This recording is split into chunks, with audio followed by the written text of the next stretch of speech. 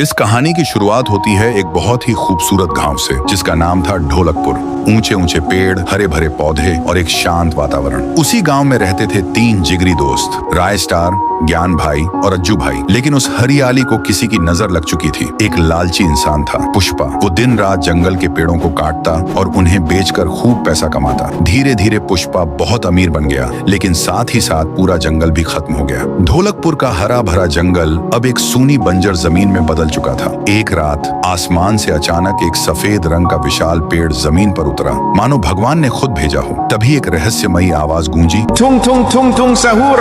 और वो पेड़ एक इंसान में बदल गया। लेकिन वो आम इंसान नहीं था, उसका शरीर लकड़ी जैसा था। उसने एक मंत्र बोला और देखते ही देखते बंजर धरती पर फिर से हरियाली लौट आई। पूरा जंगल रातों रात फिर से जिंदा हो गया। सुबह गांव वालों की नींद खुली तो देखा चारों तरफ हरियाली थी। हर कोई खुश था, लेकिन पुष्पा की लालच अब भी खत्म नहीं हुई थी। जब पुष्पा को खबर मिली कि जंगल फिर से लौट आया है, उसने अपने पूरे गैंग को इकट्ठा किया और कहा, आज रात हम सब अमीर बनने वाले हैं। रात होते ही वो लोग बड़ी बड़ी गाड़ियों में जंगल की ओर निकल पड़े। उसी रात स्टार अपने दोस्तों ज्ञान और अज्जू के साथ घूमने निकला। तीनों कार में थे। जैसे ही कार आगे बढ़ती है, सामने से पुष्पा अपना मॉन्स्टर ट्रक लेकर आता है और टकरा जाता है। जोरदार क्रैश होता है, कार पलट जाती है। राय स्टार जमीन पर गिरता है और बेहोश हो जाता है। ज्ञान और अज्जू बच जाते हैं और तुरंत उसे हॉस्पिटल ले जाते हैं। डॉक्टर ने काफी देर तक चेक किया और कहा, सॉरी, तुम्हारा दोस्त अब नहीं बच सकता। अज्जू और ज्ञान रो पड़े। उन्होंने डॉक्टर से गुजारिश की, कुछ तो करो डॉक्टर साहब। डॉक्टर ने कहा, एक रास्ता है। तुम्हारे गांव के जंगल में एक लाल रंग की जादुई जड़ी बूटी मिलती है। अगर तुम ला सको तो शायद मैं तुम्हारे दोस्त की जान बचा पाऊं। दोनों दोस्त बिना वक्त गवाए जंगल की ओर निकल पड़े। दूसरी तरफ पुष्पा और उसके आदमी जंगल में पेड़ काट रहे थे। तभी उन्होंने उस सफेद पेड़ को देखा। सब खुशी से झूम उठे,